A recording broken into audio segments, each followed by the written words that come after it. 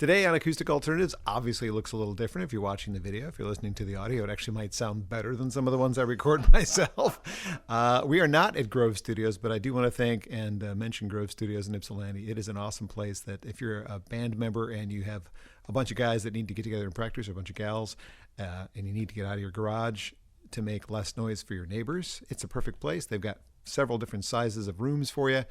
There's a podcast studio there, obviously, if you've watched the podcast before. This is number like 56 or something. I can't remember how many I've done anymore. And it's been a home for the podcast since the fall of 2020, when we shouldn't have been doing anything at all, but we were. And I want to thank them for even encouraging me to do it, because it was filling a hole. Having lost my radio job, I was missing doing interviews. And so it's been filling a hole. And for some strange reason, when I was doing radio in Ann Arbor, I never had Drew DeFore in. And what the hell was I thinking? It's not your fault. I'm very reclusive, and I consider myself like a satellite member of just about everything that I'm part of, including that wedding I was telling you about. But I'm at the piano bar so much that I've missed a lot, but I kind of just get in when I can. And this is just such an honor and a treat that this is it. This is the time for us. It's just the timing is right. Time for us. Yes. And place. We were just talking about West Side Story before the recording started, in case you're wondering, what in the hell are they doing? They've literally just met and they're singing together. This is crazy. So one of the main reasons, and it's not because I guess because I've never actually received one of your CDs in the mail, and I've never explored your music as thoroughly as I wish I had, until somebody, one of our maybe mutual friends, Darren Broad, posted on his Facebook page about this movie called Duelers. And I'm like, Darren likes it. I like a lot of things that Darren likes. And I plopped it on. And oh my God, it was so good. I mean, like, I know it was locally shot because I recognized some of the people in it. Yeah. And I knew that it was locally produced, and I knew after kind of watching it that all the songs in the movie were yours, which struck me as wonderful because they felt familiar. The way they were performed on the stage by the performers, including yourself, obviously, they felt like they were hits for other people. They're all kind of, I mean, I grew up 19 till I'm 40 now. I've been at piano bars. So it's like I would just see like this style, this is like Big Bad Leroy Brown has kind of got like this, I might as well just show you. But and there's that kind of beat. And then there's like, the classic Mustang Sally, and then you kind of come up with these grooves. So I wrote on my songs, I would recognize that there was a groove, and I would say, I should like write a song kind of like this. You hear, by the way, there's thunder going on right now in the distance. We should be safe from lightning. But, probably. Yeah, but no. So I've written a lot in styles that are kind of like it's all. And I also would play piano bars so much that I used to think, if I'm going to play original music, it has to slide right into this. So I need to play like, I wrote this song that was like. It's hard to play like this, isn't it? It's just like one of those, like going down, down, down to the crossroads, stuff like that, Well, don't spoil it, because I'm actually going to have you play at least 4 songs. So I can't help it when I'm leading to, like, before we get into your backstory, like the childhood version of you, I would like people to, now we've given them a reason why I finally am, getting off my ass and having you on one of my things. I did something enormous, I would say, and it was with not obviously me. It was like a large group of people got together. It was 27 people, I think, in our film company alone, let alone all the people that were involved in making this happen. And it was just beautiful. Absolutely. I think it was I had a little toast for everybody when we finished, and I said, they say things can't be perfect, but I think effort can be perfect. And our effort was perfect on this film. Yeah. So whatever it yielded, clearly it's getting really well received. I've actually watched it twice now, which is unusual for me. That's really cool. Once was because I was curious, and the second was to prepare again to talk about it, because I hadn't watched it in a couple of weeks. And so cool. Meanwhile, you've got music to play for me right now. Why don't you do one of the songs that's in the movie and introduce it a little bit? So I did this because I didn't want to keep changing my microphone stand. Smart man. So I guess the song in the movie that I think this is like my Piano Man, and it's not quite the same theme. Like Piano Man is a sing-along song. This is about my wife. But it's like in the movie, Jane, played by Elisa Carlson, gets everyone to sing along. It's you, Marie. It's you. I always knew. In dreams each night till morning light, we'd kiss each other blue. Now my heart and mind are made, and I know that you're afraid. But I love you, Marie, you'll see, you'll see. Love you, Marie, be mine. And I probably say, everybody sway to side, side to side now. If you're drunk, just sit still. I see you everywhere I go, in all I do. I hear your song always, always, always. I'll wait for you.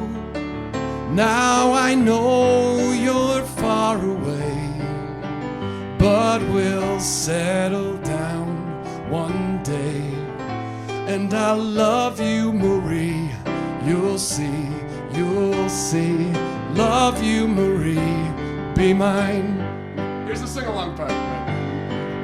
'Cause when you know, you know, you know, you know, and I know, I know, I know, I know, I know that it's you. I do know that it's you. Be mine.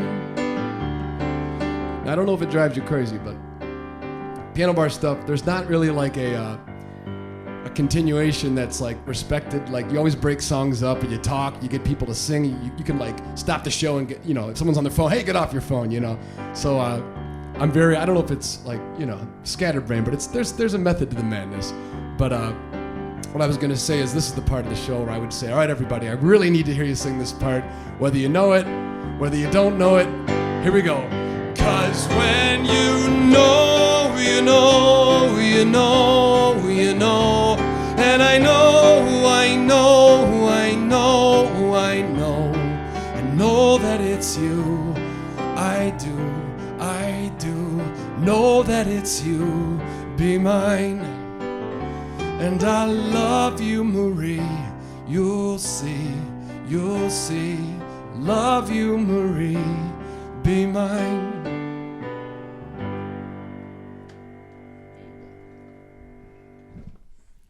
I would clap, but it would be weird. Yeah, I'm used to that. We streamed like 200 shows out of this basement during the COVID, so we totally like got used to just going da-da. Ta-da.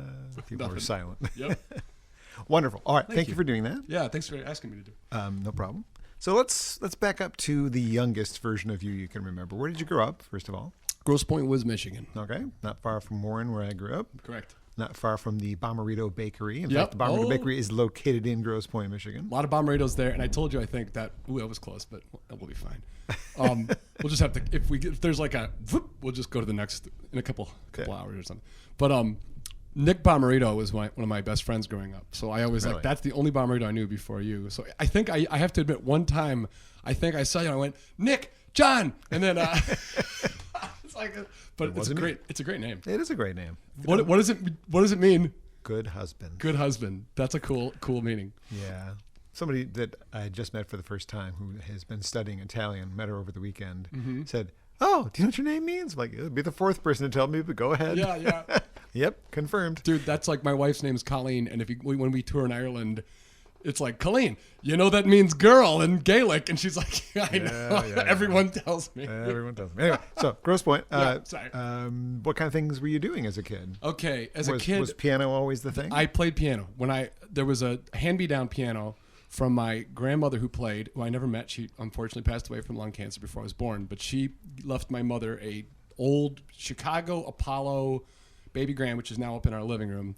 And it's real beat up, but it's like I was 3 and I started tinkering. For 3 to 7, I just kept playing stuff on it. My mom remembers the one day she said, "Here's a chord where there's more than one note," and I actually remember the first song I ever wrote went like this. And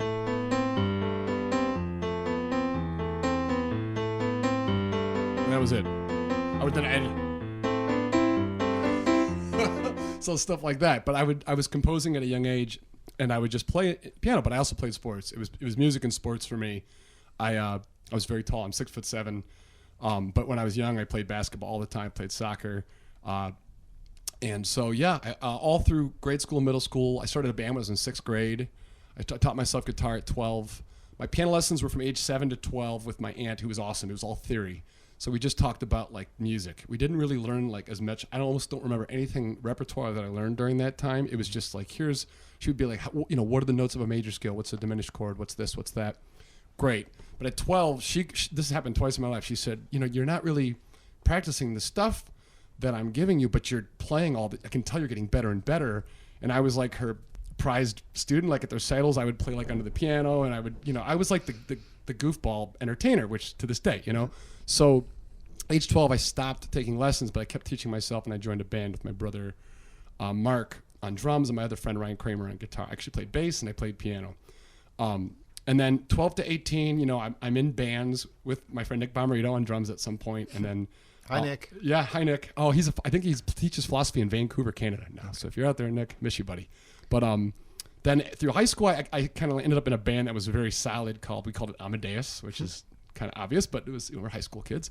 You pedal in cliche before you know what's out there. But my brother Mark played bass. I played piano, guitar, and mandolin. And my buddy Jay, John Paul Duke at the time, his name's now Jay Golden, he played electric violin. It's a cool thing, and electric guitar. And we played lots of original music that I wrote. One of the songs in that band was "In My Dreams," which is in the film. Yeah, nice. It's pretty cool. That's an old song. It's an old song. It kind of has that feel of being like an old Black Crowes song. But that takes us in high school. I went to UAD Jesuit, and I still had my band throughout all high school, and we played all over like house parties and. We played at, remember Zados Cafe in Ferndale? Mm-hmm. I played Zados. I actually played their last show, and then I played when it was AJ's. Oh, yeah. And Boner City, what's he call it? Detroit Bold. Detroit Bold is AJ's coffee brand. They sponsored the film. Okay. AJ, thank you. And Zingerman's and all these Michigan, Detroit Distilling Company, everyone kind of helped us out in some way. But I'm getting ahead of myself. So anyways, UAD, graduated, went to Eastern for a year, met Colleen on the basketball court.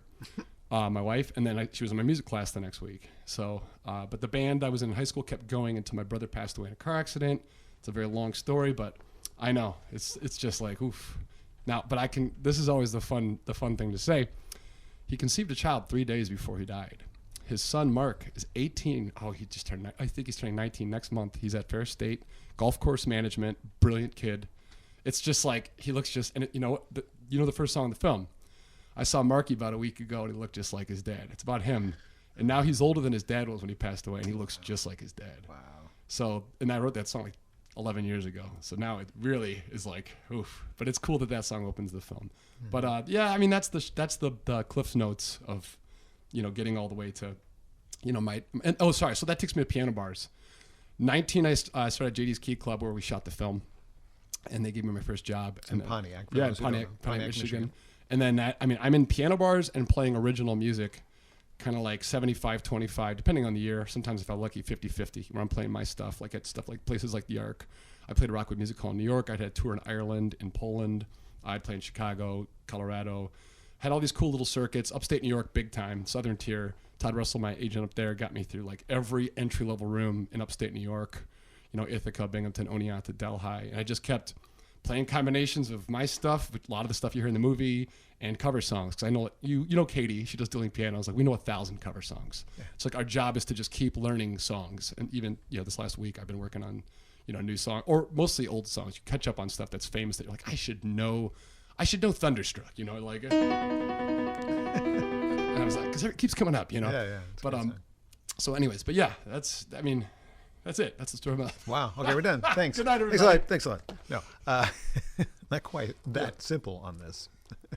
Well, that's a fantastic story, and it makes me understand how you got to be so good at age 40. And it seems like you can play anything.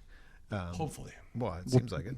Unless anybody can test that to be negative right now, we'll say that's true. Well, we're gonna do all originals during the podcast for a couple of reasons. Because A, I want to highlight what you've written, and B, because I don't want to deal with the royalties and just blank that last part out. No. You're playing short. I think we're fine with the short snippets. I don't think I need to worry about those things. Cool. There was something. Oh, so in high school, did you guys do like Battle of the Bands and did you ace that sort of thing? We're drooping a little bit, aren't we? I was gonna say that's just my stuff. You need some microphone Viagra. Is that what's going on? Oh yeah, that's a great term. That hopefully will last. we did. So that's funny. When we did a Battle of the Bands. Funny enough, right next to JD's Key Club where we shot the film. Really? Do you remember the Seventh House? Mm-hmm. Yeah, so we played the Seventh House. Some great shows there. Yep. I saw Howard Jones there. I saw the Corrs there. I think I met Dido there. Dude, it's great. It was a great October venue. Project. Yeah, that was our third show. We were terrible, and we played, and it was one of the most beautiful moments of my life because I'd never been in a Battle of the Bands, and we tried our hardest, and we really like nobody could hear anything, and we had electric violin with a pickup on, a real violin with a pickup on it, not electric yet. Didn't have the money for that yet. So it sounded horrible. I'm playing guitar. I have like a crappy piano that's mixed horribly because I don't know how to mix anything. I probably had 16 polyphony on my piano, which means only 60 notes can play at a time. So if you have a sustain pedal on, you keep playing like notes cut out. And so but we had 100+ people from all of our friends groups in high school, and they went nuts for us. And we did crowd surfing, and after the show, we didn't know, like we were just like whatever that was. We didn't win or anything, but we came to the top of the stairs, going down to like the lobby, and that was the first moment in my life where all of our friends and like a lot of family had gathered, because and I look at it this way. I think at this time I'm 16 or 17 years old. I think to be a professional musician, you can't have your family and friends be the ones that are your main supporters at your shows, right? So you only get so many of those shows where everyone's like, we got to come out and support our family and friends, And I just had one of those at the TCA a couple months ago. Everyone came out. It was beautiful. But this is the first time. Come out there and everyone goes crazy and they start cheering for us. And it was just like, the chills ran up my arm, and it was like the nicest moment. And it was give to the bug to want to do it more. Oh, I really wanted to do it more. Yeah. After that. And they really loved it because we were, if anything, the most theatrical, if we couldn't play in tune or sing in tune to save our lives, but we gave you a show, so that was great. But that was the first events. Now flash forward, I'm at Michigan, I'm 20 years old, and my brother, or I must be 19 or 20, but my brother Mark says we should play in the Grosse Pointe War Memorial, ironically because I was just there for a wedding, Battle of the Bands. And do Thunderstruck? Yeah, we did Thunder. That's wild, right? Maybe that influenced why you should do it again. I should do it. Okay, sorry. Yeah, people are gonna be like, "Is there like a low end like hum?" It's like no, that's it's lightning. actual thunder. Yeah, it's thunder. Thunder. Oh wow! How much can we sing before the royalties kick in?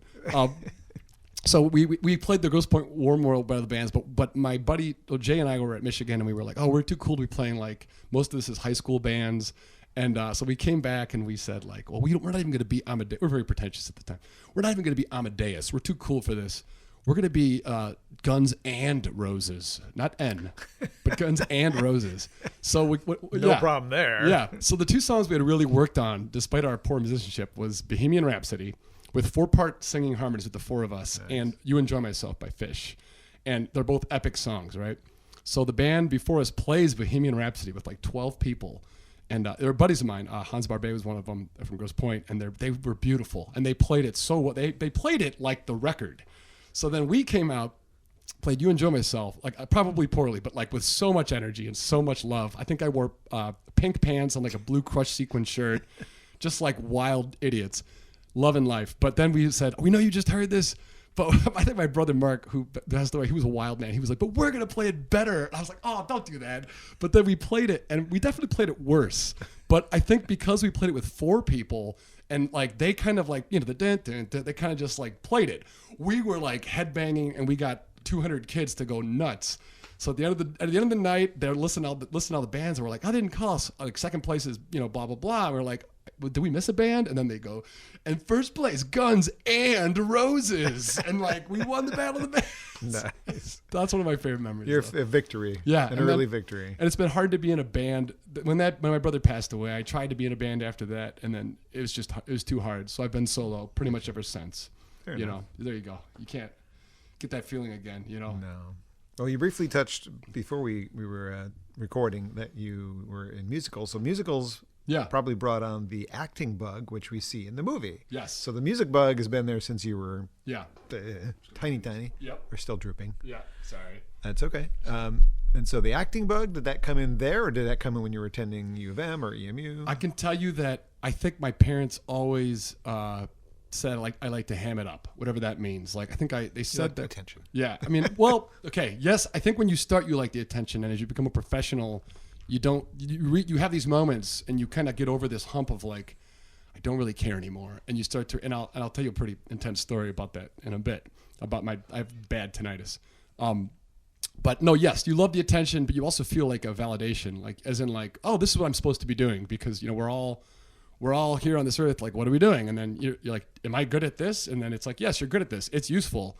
We'll give you money. We'll give you this for that. And you're like, oh, okay, because a lot of it's hoping that it's useful or valuable. And like when I was young, like I said, I think what was valuable was the energy we had, because our musicianship was not valuable. Like if you recorded it, you'd be like, I don't want to hear this.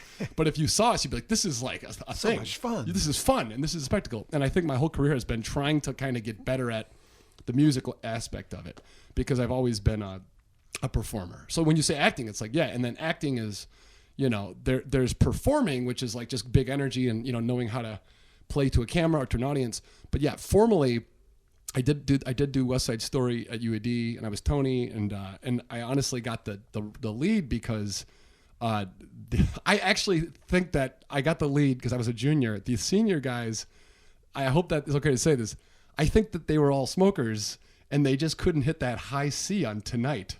Like I don't know if I can say, like tonight. Like, I'm not, we're not, but you know what I mean? Like, like you have to hit this high C on that song. And I think it was harder for them. And I was in this rock band where I'm just learning how to sing all these high Queen songs and Beatles songs. And so I hit it.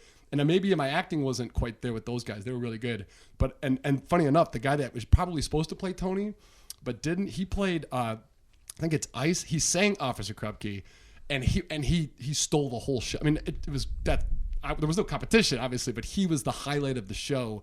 But it's kind of been my MO. Like, I was Tony, I'm solid, I hold it down. And even in my bands, even though if I'm the leader, I know if you ever see a show, it's like, if I'm with Brad Phillips, like, he's the guy. Or like my wife's like the star. Like, I'm just kind of like the quarterback here to kind of hold down what needs to get done. I just don't care like about like the big moment. It's like my passion and love is when everything goes well. Like, I just love to see, and that's almost like a producer at heart, which is why I produced the film. Like, I just wanted it to be a great thing, and I give all my best songs to these other guys in the film. I don't sing like any of my favorite songs because it's like, that's not what my character doesn't sing those songs. That's cool though, because that shows how good a song they are. If somebody else can sing it and make it their own, and they did. I'm very happy to hear that. They're good songs. That's awesome. Speaking of good songs, this might be a good time to play another song. Cool. Give me some. I have a lot of questions, but we're going off on such tangents, I'm not sure I'll get to half of them. This is a lot of fun, by the way. I've never done this, like especially in the studio. Okay, so here's the opening song when Drew comes up to the stage. And it's kind of, I wrote this, that Marie song, I did not write it to be a sing-along. I just wrote it for my wife. And it just happens to be a really fun sing-along. But this is a song that I wrote to actually like, the lyrics are, you've got to be here with me. And it really is like a call to action. Like, okay, you're here tonight, right? You've got to be here with me. Sing, be here with me. You've got to be here with me. Come on, be here with me. Drove to California looking for the time of my life, yeah. Left behind a fortune, trying to see from every side. Yeah. I lived in castles and in cars. It doesn't matter where you are if you can't be there, baby. Yeah, yeah, yeah, yeah. You got to be here with me. Sing, be here with me right now. Now, if you're listening, sing at home. You got to be here with me. Go, be here with me right now. You got to do it for my brother, for every other who cannot be here with us now, now, now, now, now, now, now, now.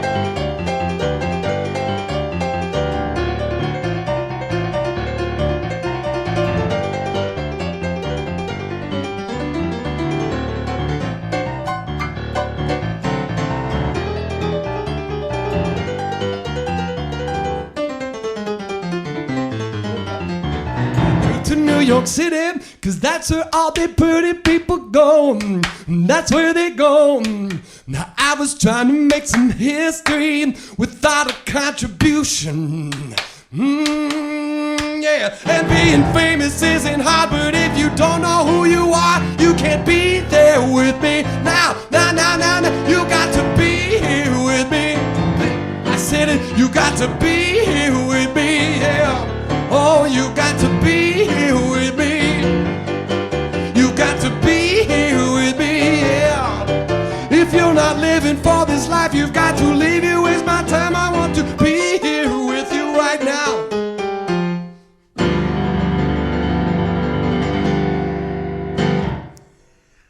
Drew DeFore is my guest today on Acoustic Alternatives from his basement and not Grove Studios, where we normally do the podcast. We're talking about his career and his movie that's somewhat available. I mean, it's available, but it's going to be, I think we'll get to a conversation about that, but largely available beyond just YouTube. Grove Studios, again, we want to mention them. We want to thank them for being a sponsor, essentially, of the show and supportive of what I'm doing. Get out of the garage and get into the studio is their motto. So if you're in the Detroit, Ann Arbor area looking for a place to practice, it's a place that I highly recommend. Just Google them, Grove Studios, Ypsilanti. You'll find out all about them. And maybe you're a podcaster looking for a place to do your podcast. You can't come to Drew's house, but I did. Thanks for inviting me, by the way. Thanks for coming over. This is it's my pleasure. Yeah, this is a lot of fun. Pleasure. So the music in the movie is all you, which is really, I mean, kind of brave when you're doing a piano bar movie to not do any covers, because when people go to a piano bar, they're singing. I know. Yeah, we couldn't afford smart. it. It's smart, but it also highlights the fact that maybe some of the people who are regular listeners of my podcast, just out of curiosity, maybe have never heard of you. Yeah. However, you've been releasing music for 17 years or so. I've got 2006 as the first release from your website, whether that's accurate or not. That's accurate. So so I leave these bands, which are awesome, but I go solo, and I don't know what I'm doing. I don't have any real mentors in the industry per se, except for this studio where I'm in upstate New York, a guy named Jimmy John McCabe and Jeff DeBella. But Jimmy John's one of my best friends, and he was a band called Yoke, a jam band in like the 90s. But he mentored me a lot. But what do you do? Like how do you get to the other side, like they say in the film? Those of us who made it to the other side, and I just went for the music. Like I didn't know about. I thought if the music was good, hopefully everything else follows. And it took a long time. So the first record I did in 2006, 2007, it was kind of like all my piano bar sounding songs that I had written. I got them together. I got Theo Katzman, who was my buddy at the time. I got Sarah Curtin, Christian Carpenter, and Gary Prince, all Michigan people that were contemporaries with me. We got in the studio, we knocked it out live. And around 2007, I released it, whatever that means. I had like a release party probably at maybe even like AJ's or Zados at the time, like was still going. But I was playing around there, and I was selling copies on campus and playing shows around upstate New York and New York City. And I was selling like just hundreds of copies. I think I printed 2,000 copies and I sold like 1,800 of them. Nice. So they're around in circulation. I got a record deal in Japan, sold 800 records there. This label that signed American artists called Grey Dogs Records. And I got to do a 4-show tour in Yokohama. We didn't get to Okinawa. Yokohama, Tokyo, Nagoya.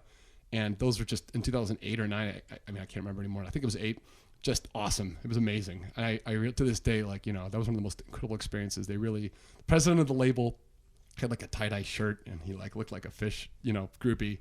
And I'm like thinking I'm going to go to see, Japanese businessmen. And at the hotels I was at, I saw that there was like different like groups that were very respectable. So if you wore like a suit, you're a businessman. But the artists were like, had like, like leather and like studs all over their ears and their nose and their tattoos and stuff. But the businessman would be like, oh, you're an artist. Like, this is totally acceptable and fine. Like, clearly, like, it's not a counterculture or a rebel thing. It was like, I'm a businessman, I'm doing business. You're an artist, probably a musician or a painter or something. So they would see each other and they would bow and they'd be like, there's no like weird, this scum, like. That's nice. That was cool. But I learned a lot over there. But, so I made, and then I just kept making records. Yeah. And I took all the cash from the piano bars, and I would just funnel it into stuff at all my stuff was like at Big Sky with Jeff Michaels, and Chris DeRoss was there at the time. Then the Troubadour I did with Devin Kerr, who's like does all the Wolfpack stuff mastering, and that record had like a who's who of Ann Arbor musicians at the time. The Troubadour has like, the band is like Theo on drums. I think Devin plays the bass on it. Tomek Marinowski plays guitar. Tyler Duncan plays baron on a song. Brad Phillips, that's where I met him. He plays fiddle. Katri Irvama, from Michigan, she's a cello player. She plays cello. Michelle Shamuel sang on like a track. Nice. Laurel Primo sings on a track. Nice. It's like just everybody around there. Next record I make, it's more like it's called Bartillery, and it's like just a jam. And I got Joey Dosick on sax, Andrew Kratzer plays upright bass, and Dave Scalia, who's now El King's drummer, plays drums. It was just, I don't know what to tell you. Like I just kept making records, but not like doing anything about it. I kept shopping. Howard Hertz picked me up as a client. He's Eminem's lawyer. He's Detroit, entertainment lawyer. He really liked what I was doing, and he kept trying to shop it. And this is the story of my life until this movie, and hopefully this works. Is people they wouldn't give so much rejections as like, this is really nice, but we don't really know what to do with it. It sounds like it should be like in a piano bar or a movie. Well, Right? I guess I'll do that someday. Yeah, I didn't at the time know how to make a movie, but Adam Bauer from Fleming, like he was like, Drew, I love what you're doing, man, but like, I don't know what to do with you. He's like, but please, he's like, stay in touch. And, obviously it's not happening as much right now, but the point, you know what I mean? Like Sure. no one said no. They just said, I don't really know what to do, but stay in, and everyone kept in touch. So I always, if I, write an email, like John Mayer's former management, Brick Wall in New York, they heard me, they were talking with me. Richard Bloomberg, Michael Solomon, again, like really not sure what to do, but that was cool because everyone gave me like an endorsement, but it was just like, you got to keep figuring out like what you're trying to do. Who you are. Yeah, who you are. And Well, I mean, is it going to discuss that? Because stylistically, your albums are all over the place. You got a solo piano record, you got a ruckus dueling piano bar style album, a rock album that sounds like nothing else, Kamikaze. I mean, like stylistically, you didn't pick a lane, and that's okay. Yeah. Some people don't. Some people, like I can think of Joe Jackson, Elvis Costello. If you look at their careers, they didn't stick to one lane, and they've done all right. Yeah, and if you saw a show, like you would see me at a piano doing all those songs. Like it would all kind of make sense, but but every record is kind of like a snapshot of where you are and what you're focused on at that time. So, I mean, I'm not trying to be like, I'm actually like very interested in being commercial. So I'm not like, in terms of, I like people. I like, I'm not saying like I like I don't know what the word is. It's the idea that you sell out would be that you're trying to you compromise what you truly love for money. I think there's a line in the film about that. It's like, I just really like when I play a song and I'm like, oh, this person loves it.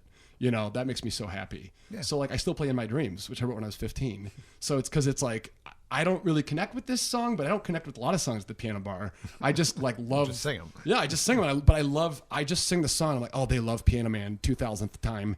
Right. This makes me so happy because it made their day. So I keep trying to write songs that I feel like a lot of them are very specifically for someone or some group. I'm like, they're going to love this. So yeah, so I don't know how to stay consistent through all of that because, but I love Tom Waits, so he's all over the map, So. Also true. Yeah. Well, I tried to consume as much of it, of your albums as I could online because I don't own any of them. Yeah, that's a lot. And there is a lot. Prior to our discussion, this is my notes. I kind of noticed that there was a theatrical feel to a lot of it, and it didn't sound like you were actually trying to write hits.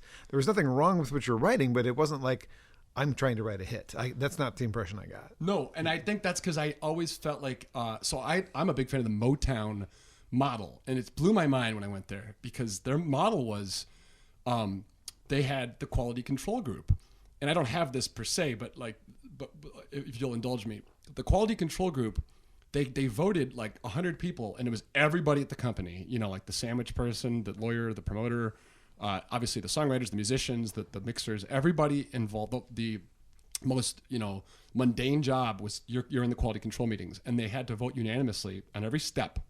So the songwriters would come in, and if everybody said yes, it was in. So it wasn't like you couldn't write something that was like, I'm going to try to like figure out what they're all going to say yes to. Smokey Robinson and all those guys, Hollander, Dozier, and all that, they would just write creatively, and some of it was just like so out there, and people were like, this is amazing. Like this is like my favorite example is like, I won't do the whole song for the right side. It becomes the brokenhearted. There's like no root chords in the whole song, so it's like, and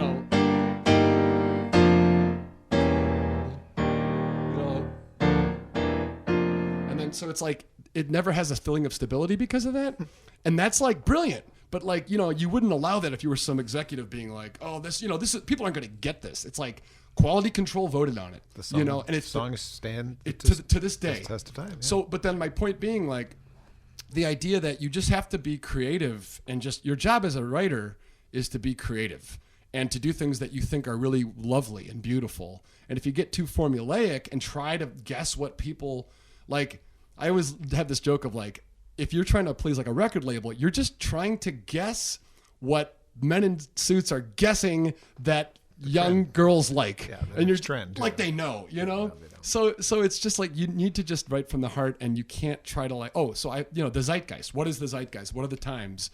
And I feel like Dylan, for instance, he didn't try to match the times. He loved Pete Seeger, and then like that just became in vogue. He got lucky in a way. It's obviously genius beyond genius. But my point is like, not everybody like self-actualizes and like gets good at like their sort of style, and it becomes like what everyone wants. It just doesn't always happen that way. So, my point being, like, you can't chase the zeitgeist. You have to just kind of keep being as creative as you can be. And like the last record I did in the studio before the movie was the Amavita, which I mixed myself, and I'm very disappointed. Like, even I'm mixing my soundtrack, I'm like, I'm so much better than that now. I'd love to get it remixed one day. But my point is, I really did write that from the heart, and it's just, it's all string quartet stuff, and like, it's just because I love it, and I listen to it now, I'm like, I really love this record. And I know that it's not like, there's no hits on the record, but it's just, I love the songs. So what else can you do, Live with it. Yeah. It's yours. Own it. Yeah. So when you're writing songs, let's go back before the movie was made. Sure. When you were writing songs, did you ever say to yourself, boy, I wish somebody in a piano bar would sing my songs? Like, did you ever write in that intention? No, I didn't. I actually, because I was writing, it was for me to actually interject it. I used to try to get my stuff into the piano bar. And then as I grew up, I just said, this is a place for popular music. And my music is not popular yet. Yet. That was the key word. Correct. And I have had people come in and go like, here's $20 to do like Keep a Light. And I'm like, I treat it like a $20 request for time waits because I want to do it. And I have $20, which means like, that's a good request tip. Like, you have to kind of honor that. You can't just like ignore it and put it over here with like a $1 bill. You have to go, this is $20 for a song. I have to give this weight, but I have to be careful because it could kill a show just by virtue of unfamiliarity, because even all the best social economists like Dan Ariely will tell you that there's a value to familiarity. People value what they know. So even just that's why like they used to slam pop songs down your throat, because then you would start to like it just by association. You'd be like, I know this. Oh, I think I like this. It becomes simpler. So yeah. I always say new songs are like new friends. Even if they're great, it takes some getting to know them. It takes patience. It's sometimes tedious with the best of people. Mm-hmm. So I respect that element of being the showman. I'm seeing everything happen in real time, and I'm like, okay, this is my song, and people are going to go like, oh, cool. But then they're like, I don't know it, but sometimes when you have people like at the end of a night and they're just like, whatever you do right now, we've had 3 hours of our favorite songs, whatever you want, and I'll play and one. We're drunk. Yeah. Yeah. Well, one of those nights I played In My Dreams in Howl at the Moon in Hollywood, California, and Joe Simpson at the time, Ashley and Jessica Simpson's dad, was in the crowd, and he comes up to me, In My Dreams, which is now in the movie, and he's like, here's my card. So Jessica Simpson's dating John Mayer. He's like, that was a great song. He's like, here's my card. Reach out to me. I want to talk to you. And I think that next week was when Ashley Simpson had the lip syncing thing on SNL. And I kind of left him alone. Yeah, I kind of was like, I'm not going to jump on this right now. Not a great time. But I remember it was a really like insane looking card. But and I wasn't into that style either. Like pop, she was just because pop. No, but that could have paid your college tuition for your kids. Tom Waits quote, right? He said, how do you like how the Eagles covered Old 55? He said, well, I like it a lot better after getting the royalty check. Yeah, right. But I love the Eagles. I don't care. No. But yeah. So, of the songs you've written, and if God forbid you died tonight, what song would you want to be remembered for that you wrote? It changes. I have a great answer for that, but it changes from time to time. Because I like my theme. I'm starting to realize as I've gotten older, like, you need to start to realize what you're trying to get out there. And optimism is my thing. So I like songs that are optimistic, and they're not too cynical. Like Books is one of my favorite songs I've written, but that song is very cynical. So I like Gotta Get On from the film because it's like about wanting more. But probably the song at this point in my life that I would want is it's maybe a tie between like I'm Not Alone, Marie, which you've heard, and Keep a Light, because they're just, it's optimism. Like Keep a Light is about optimism. Stay. Yeah, obviously it's a metaphor. Like don't give up on me. Marie is just like, I love my wife, and it's not her name. It's her middle name. I love to use middle names, and it's a family name too, so it's even better. Her mother's Janet Marie, and grandmother's Janet Marie. She's Colleen Marie. Our daughter's Alethea Marie. So it's kind of a cool, and ironically, and this is weird, but my grandmother's name was Marie too. So there's a lot of Marie, but no, I'm speaking to Colleen when I sing that song. But I'm Not Alone is like a resolve about just things can be really tough, but you know what? We're all, you're so much stronger when you're not alone. So, but was that supposed to segue? It could be. Yeah, why not? What the heck? I'm going to make them, while you're turning around. I'm going to make this go a little higher. Okay, you work on that mic. I'll work on this mic. Yeah, I didn't know exactly how. I tried to make this work both ways, but then I would be like this the whole time. No, that wouldn't work. And then, Thank you for setting it up, by the way. No, it's usually we use my phone and a broken iPad to do the video, so this is much better. It's fun. Let's see if this works. Let's just make sure this is like something I can do. So when I don't have a drummer, I use a little loop pedal, and let's see if I can make a little. It's like.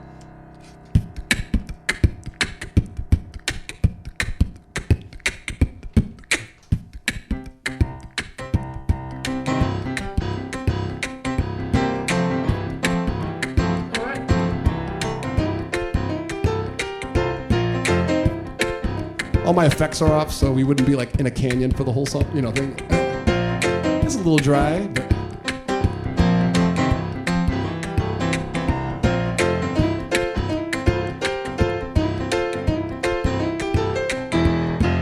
I saw Marky about a week ago. He looked just like his dad, hanging holly on the kitchen door for his mama's modern man.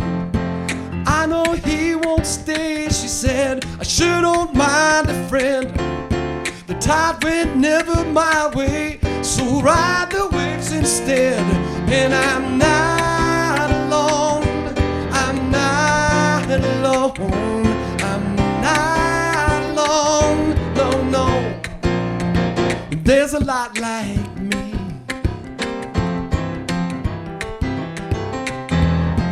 Monkey's blood was never blue or holy. He was born outside Detroit. Always yelling was the class boom bully, not a friend to raise a choice. But a sliver here and the sunshine's there. You can find the crowns to live. So Monkey found a song to keep the walls from caving in. Sings, I'm not alone. I'm not alone. I'm not alone. No, no. There's a lot like me.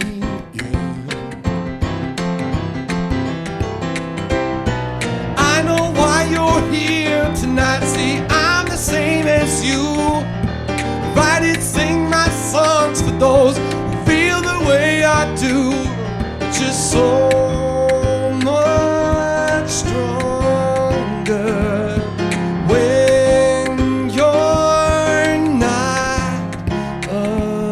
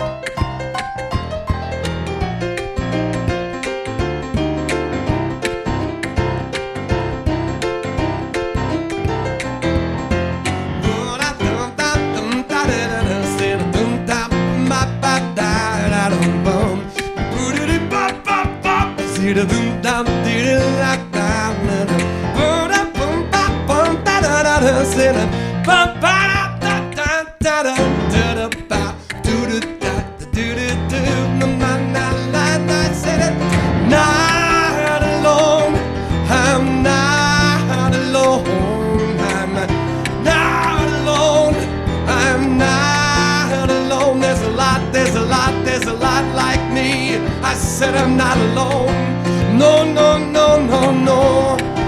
Oh, I'm not alone. Well, there's a lot like me.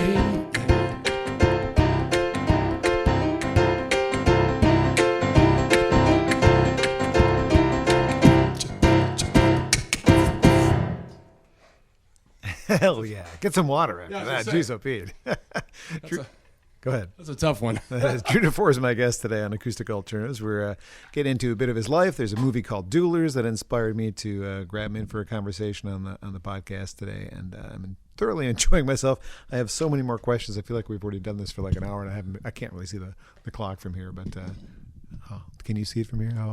Is there a limit? No, I just don't want people to go, oh my God, this is so long. I'm thoroughly enjoying it. I fall asleep to podcasts, so the longer the better. Like, okay, if it's interesting, even I just kind of like put it on where I fell asleep. I want them to pay attention. Oh, I know, but there's a lot to learn here. Okay, that's fair. So as a dueling pianos player, which leads us to the movie eventually. When somebody offers you a lot of money to play a song you don't know, what do you do? Like, I walked up with a $50 bill and asked you for a song you don't know. What do you do?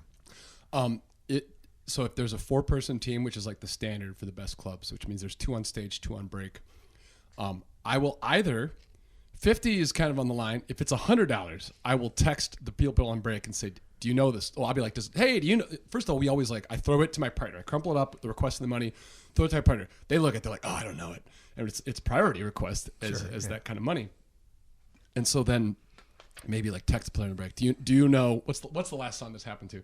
I just learned, I play so many shows. I was just in DC. Oh, I just learned, and I can't do it now, but I faked Love of My Life, Queen. Oh, I love that song. Yeah, beautiful song. You're like...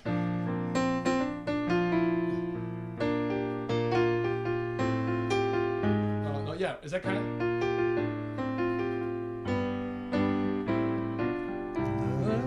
You don't want to hear me sing. Yeah. So... But no, that's like there's learning songs, and then there's like cramming for a test, doing it, and then forgetting it.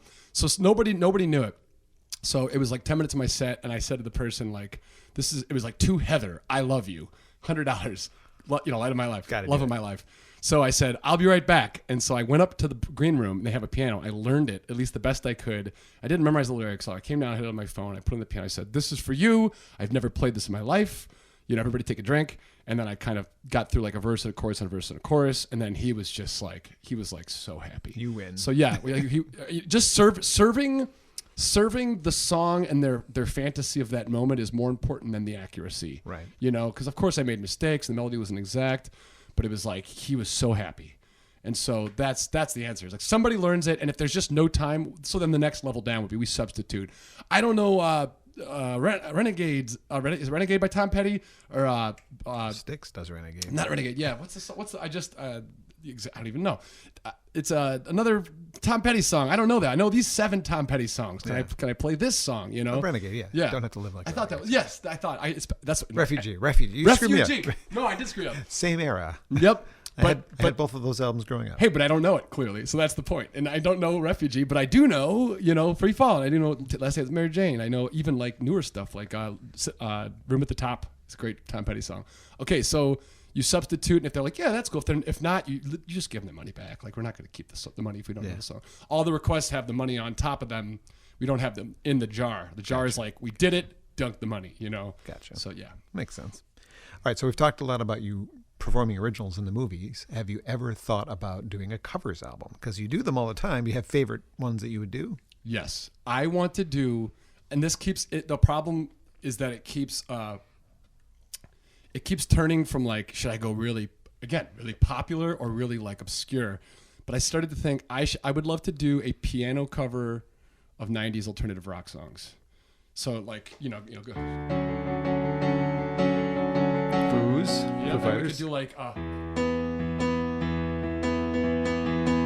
that one? I do. The waiting drove me mad. Pearl Jam.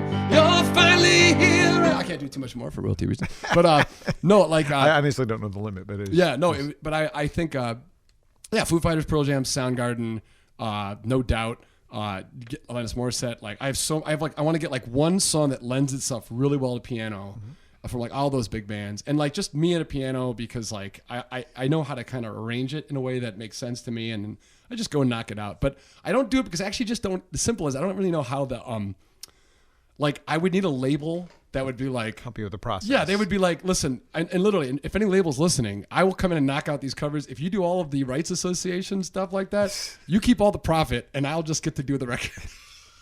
If you can, come on, you need some profit. Well, performance royalties. They can, whatever they want to do. But my point is, for me, it's all about I want to do things and for the joy of doing it, right? For the joy of doing it, for having done it. But I don't know how to administer. I know you have to give so much to the publisher, to the artist, to this and that. It's literally the only thing that stops it. Because it would actually be a very cheap record to make. I would just go and pay for 2 hours at Big Sky and knock it out. You already know the songs. Yeah, but I just don't because But anyways, I have a lot going on right now. I'm still mixing the soundtrack for the movie, but that is something I've thought of, and I would love to do it. I'd probably include rare bands like the Afghan Whigs, who I love so much. but like they're whatever. Whatever. If it was a label, they could be like, we want these ones. You got it. Yeah. Cool. That's a good answer. Cool. Let's hypothetically say you're driving from Ypsilanti to the Rockwood Theater in New York. What are you listening to? If I have an event that I'm performing at and I need to learn a song, I'm prepping. Honestly, I think I have listened to very little for my own enjoyment in the last 20 years. Really? What would you listen to if it was for your enjoyment? Well, the ones that I started to love was like Tom Waits. I went through a whole Tom Waits. I know his whole catalog. I can play about 40 or 50 of his songs, almost all of them unassisted with lyrics. But I kind of have gone through the stuff that I love, and I've exhausted it. And I actually am in a mood right now where I want to get into something new right now. But again, the next thing that'll happen is I've got an event and I got to play another song that I've never done, and I love them. I had to learn "Crying" by Aerosmith for a wedding, and I just listened to it all day. And I was just, what is it like?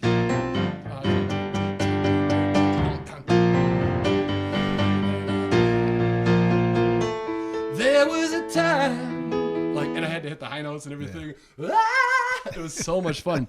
So I would listen to it 100 times. I had to play another event that was well, I know when you're around, 'cause I know the sound of your heart. 1975.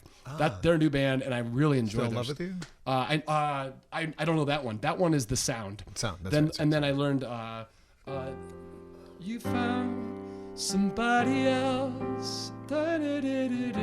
It's a really beautiful melody, but they just played SNL, they're a newer band. Yeah. But I listened to their concert they did in Brooklyn. It's on YouTube. Saw that too, actually. Somebody said you should watch this. Throw it on. It's great. Yeah. So that plus beautiful. That's the most recent thing that I've been this is great, and I want to listen to it more. But again, if you live in my household, the toddlers are just I'll put something on, they'll be no, Dad, no. Wow. And they want to hear. Well, they just want it.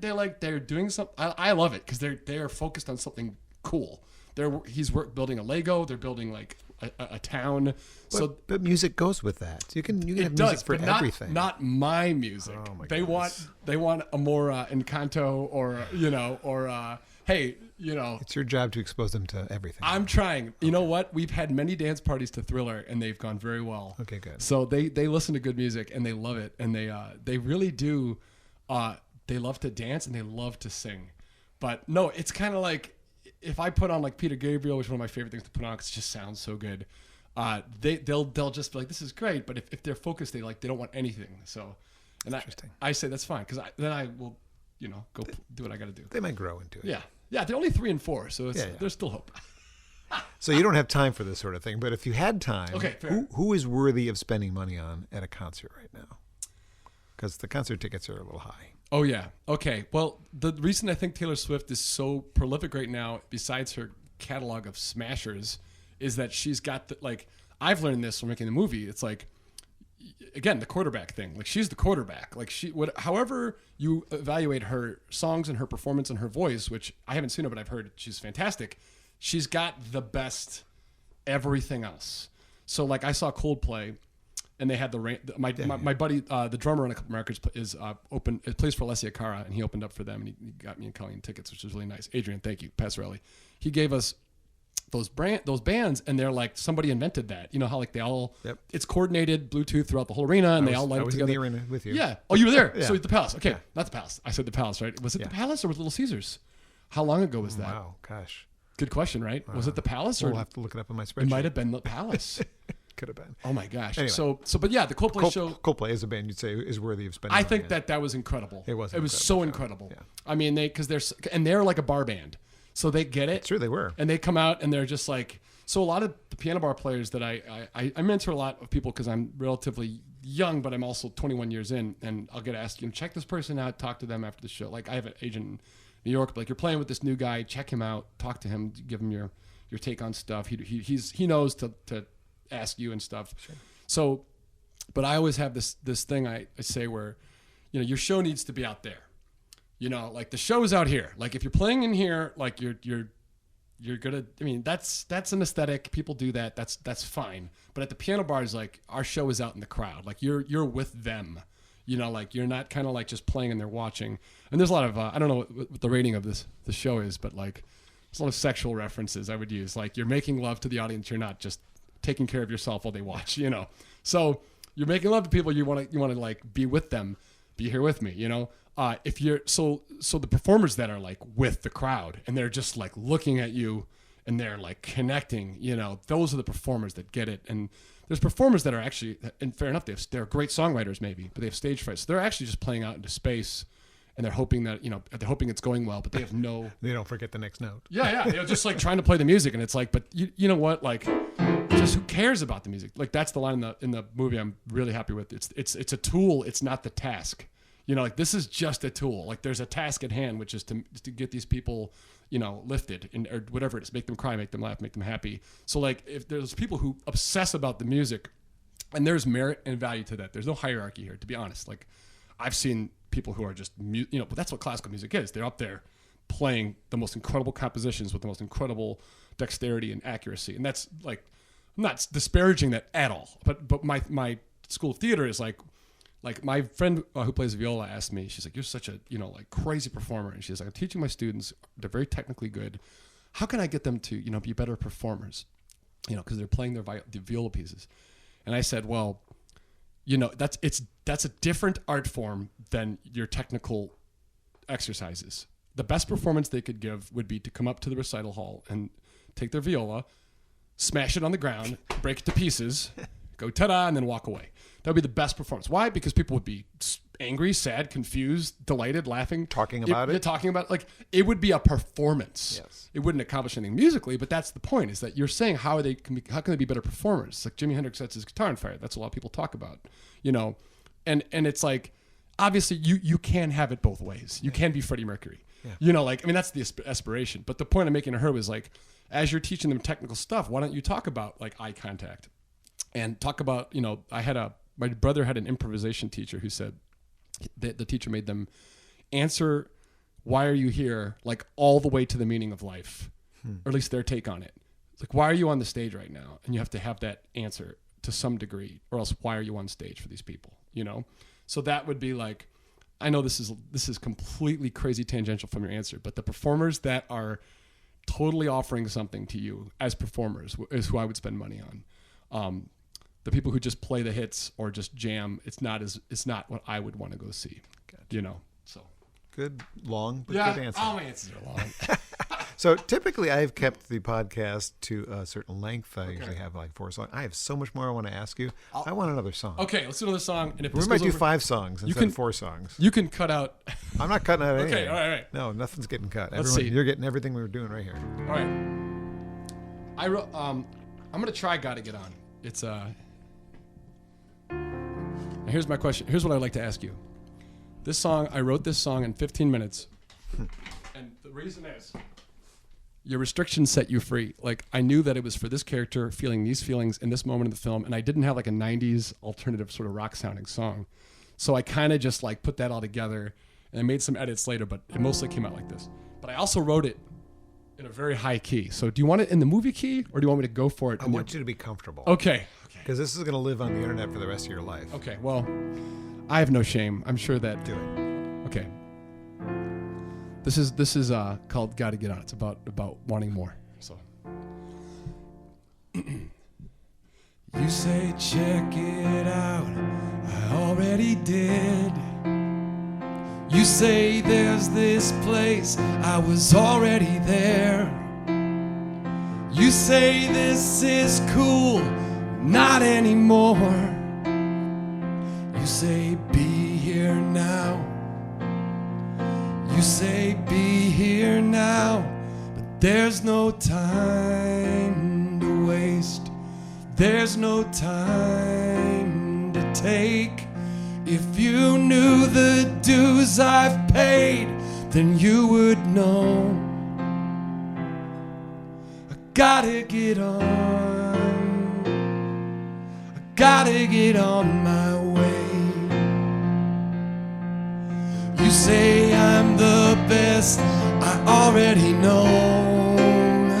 You say why still here, well leave me alone. You say meant for more, now I wanna die. You say there's still time. You say there's still time, but there's no time waste. There's no time to take. If you knew the dues I've paid, then you would know.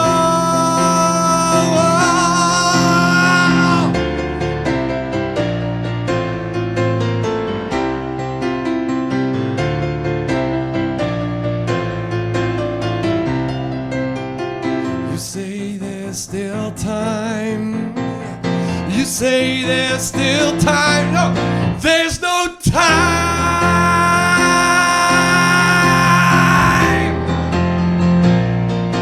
There's no time.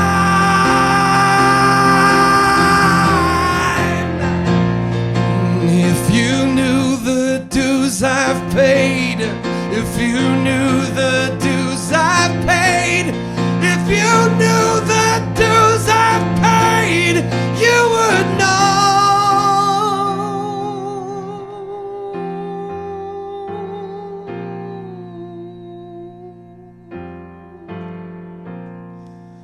Gotta get on. I gotta get on my way.